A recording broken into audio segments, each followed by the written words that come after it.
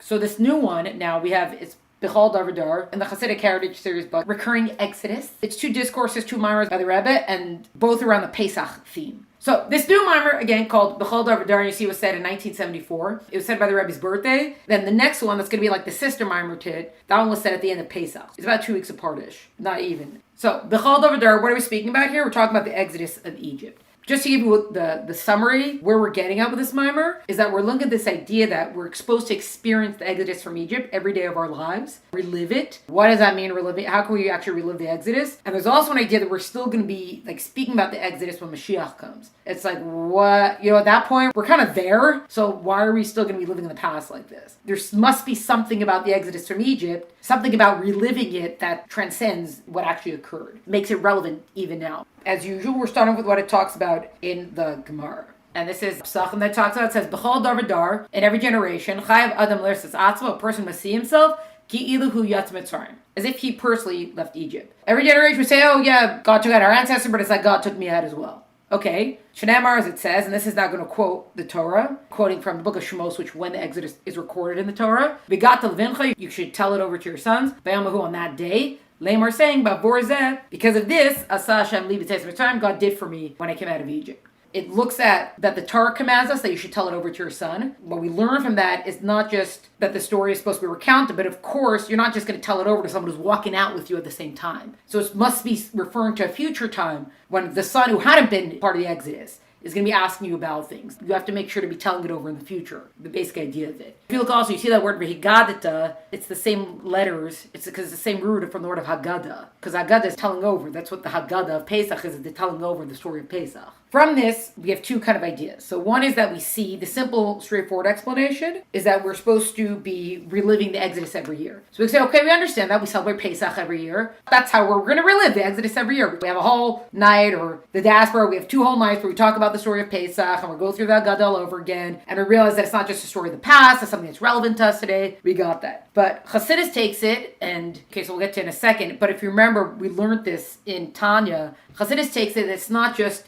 every year you're supposed to relive it, but it's a daily occurrence. That every day we're supposed to relive the fact that I am coming out of Egypt. So what the maamer is going to explore is, what does it mean to live it every day? So this we have here, this is actually coming from the Shulchan Aruch, Code of Jewish Law, that tells us how we're supposed to relive Pesach. You should prepare a place to sit. Shesha Basiba, Derech Eretz, that he's going to sit in a way he's going to recline in a manner of freedom. Kedach Sham Lachem Agdal Mochem, the way the kings and men of great stature eat. Lafi Shebachol Dor Vador, because in every generation, if you recognize we have this phrase again, Chayav Adam Laris Etzatzba Kilu Ata Yotza Meshibud Mitzrayim. In every generation, a person is obligated to present himself as if he is now leaving subjugation, the slavery of Egypt, as it says, Bavordas Asa Hashem li b'tzeis Mitzrayim. For the sake of this, that God acted on my behalf, that I went out of Egypt. Basically.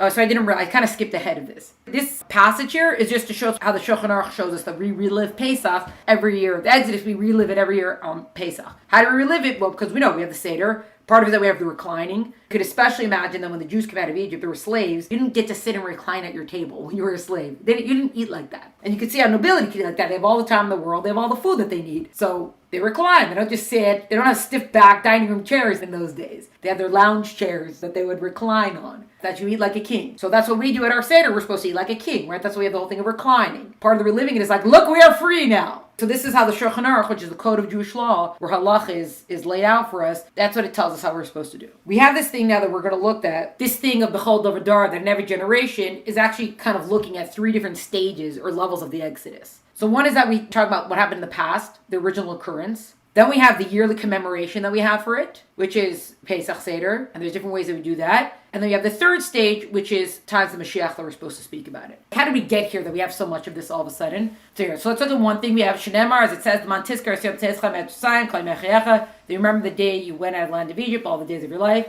Our sages tell us, Kol Yemei Chayecha, those last 3 words there, Kol Yemei Chayecha. So it says Yemei Chayecha Hayamim, that's during the day. We're supposed to remember it during the daytime. Kol Yemei Chayecha, it says Kol now. It doesn't just say Yemei Chayecha, it says Kol Yemei Chayecha. All the day of your life. So that means that it's also talking about the nighttime. V'cham Omrim, the sages say Yemei Chayecha. The sages also tell us Yemei Chayecha. When it says the words, so you remember the last 2 words there, Yemei Chayecha, the days of your life. Halam Hazeh, that's talking about this world. Kol Yemei Chayecha uses the word Kol Yemei, all the days of your life. Lavi L'mos Mashiach is talking about the times of Mashiach. So this is how we're asserting how we got to all of a sudden that we have 3 levels now. It seems like, okay, remember the Exodus from Egypt? Great, we have Pesach every year. And all of a sudden, the commentaries are coming in, this maamer is coming in, it's like, no.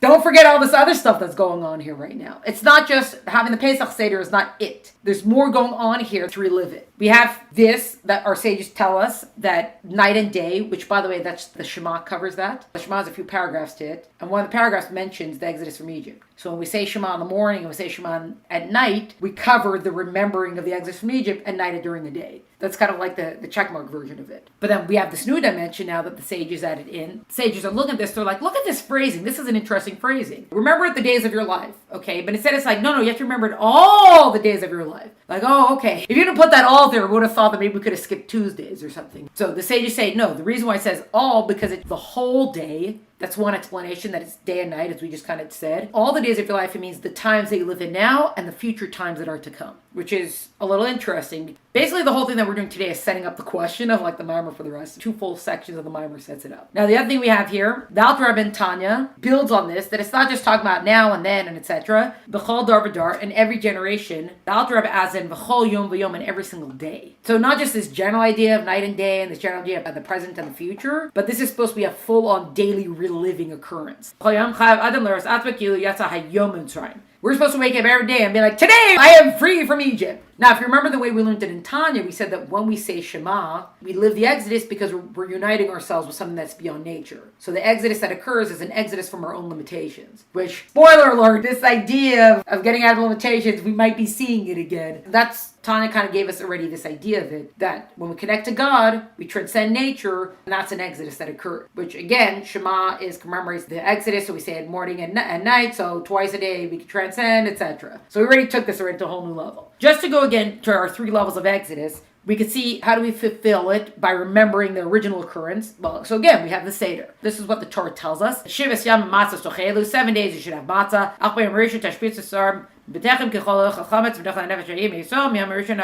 7 days you should eat unleavened cakes, aka matzah. But on the preceding day you shall clear away all leaven from your houses, and whoever eats leaven from the first day until the 7th day, that's all shall be cut from Israel. Basically, that's what the Torah tells us, is that you have to eat matzah, no chametz. We do that every year. It's remember when we did in the last maamer, we learned about the different kinds of mitzvahs, the testimonials and the statutes and the civil laws. That's how you could kind of group the mitzvahs like that. So the civil laws are ones we kind of figured ourselves. Don't murder. Yeah, like that sounds like a good idea. Okay, the testimonials are Shabbos. So Pesach will be a testimonial. Remembering the original occurrence, every year we got that, which coincides with the yearly commemoration. What does it mean also, the yearly commemoration? It's not just that we're remembering the original one, but this, I don't know if you recognize, this next paragraph is actually in the Haggadah. It says, Yacham Rosh Chodesh. It said we could talk about the Exodus from Rosh Chodesh, as in, why do we have to wait for the 15th of the month, which is when Pesach is, the 15th of Nisan? Why couldn't we just talk about it on the 1st of Nisan? Like, this is the month of the Exodus, woohoo! Check mark on that. This yearly commemoration could be done already. It says, Tamid Lomar B'Yamahu. It says, B'Yamahu, on this day. So now we're at the phrasing of what it's going to tell us of how we celebrate. No, you have to celebrate on this day. Fine, so we could do it on the 15th, anytime on the 15th. No, it can't be any time on the 15th.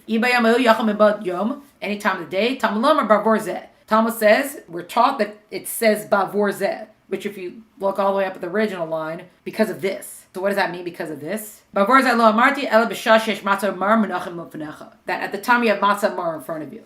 As in, you can't have the Seder on a random Tuesday. You have to have the Seder when it's actually the 15th of the month, which obviously starts from the night before, so the nighttime, and specifically at the Seder. If you want to fulfill the mitzvah of Vigat Levincha, that I spoke over the story, that I told over the story, it has to happen at the Seder. Why the Seder? Because you're supposed to do it when you have matzah and mar in front of you. This is the bread that we ate when we went out of Egypt. The mar reminds us of the bitter time, etc., etc. That's how you actually fulfill the yearly commemoration. Now we have something interesting, and it's just going to be a couple of phrases which is going to set us up to start looking at the answer for all these things. We have the times of Mashiach. We're supposed to learn about the times of Mashiach. Let's see what some of the correlation of this is. This is from the Navi, I think from Micha. That the Navi, the prophet, he's going to give us a prophecy that when the redemption is going to come, as in the days of your exodus from the land of Egypt, I will show you a wonder. When we speak now, we talk about, wow, the miracles that God showed us. So each one of us, we have our little miracles in our life, but when we want to talk about how God showed us miracles, we talk about the exodus from Egypt. Those are miracles that we relive every year. We want to compare, what's the greatest thing that ever happened to the Jewish people? It's like the exodus from Egypt. The prophet's saying, when the final redemption is going to come,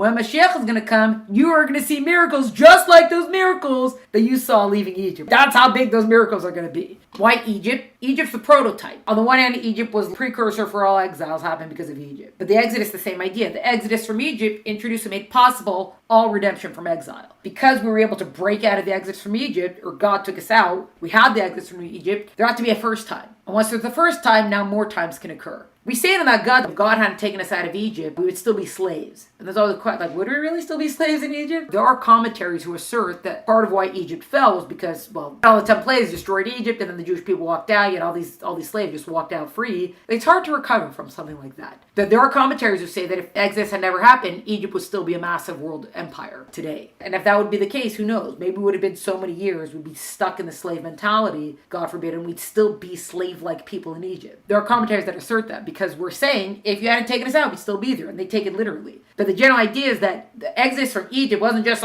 we became a nation. It kind of introduced this new law of nature, this new rule of nature into place, that there can be and that there will be an Exodus from exile. There can be redemption. Egypt was the first one, and now obviously we're aiming towards the last and final one, which is going to be when Mashiach comes. We've had 4 altogether, so we're in the 4th one now. Now, it's going to tell us more stuff about times of Mashiach. The glory of Hashem will be revealed, and all flesh together shall see that the mouth of Hashem spoke. As in the times of Mashiach, God's full glory is going to be on display. That we're actually going to be able to see it, obviously experience it in a way that we can't experience it now. We also have this idea of Kipi Hashem Diber, that the mouth of God spoke. We know God spoke, the world came into being. God's language, words actually keep the world in existence because God constantly creating the world. We have this thing for the Gemara, it says, if the government says we'll upper mountains, as in whatever the king says goes. King decides this is what's going to happen, that's what's going to happen. The king's word is the rule. Whatever the king says, that's how it is. And obviously, God is the king of all kings. By the word of Hashem, the heavens were made, and with the breath of his mouth, all their hosts. Like we just said, all creation happened from the word of God. We end here with the final question. We're going to see great miracles when Mashiach comes. We're going to see the glory of God. We're going to see God's speech is it. God decides that's how the world is. So, in the time of Mashiach, the divine energy that's enlivening the created beings will be clearly seen in heaven, earth, and everything. Remember, we said before also that words form creation, right? God spoke, the world came into being. If we could see the way the world really exists, we wouldn't just see a computer here. We'd see the letters of holiness that create the computer. That's the reality that we don't see. We see the computer. When Mashiach is going to come, it's going to be evident to us that God speaks and the world is in being. Full glory of God has become evident to us. So if this is the case, and this is the cliffhanger question we're going to end off in, the times of Mashiach are going to be so great, so why are we still talking about the Exodus when Mashiach is going to come? Isn't it going to kind of like overshadow it? And also, we're still talking about Mashiach comes, like, how does it fit in? Why are we still going to be so stuck on the Exodus from Egypt when we're going to be in the times of Mashiach?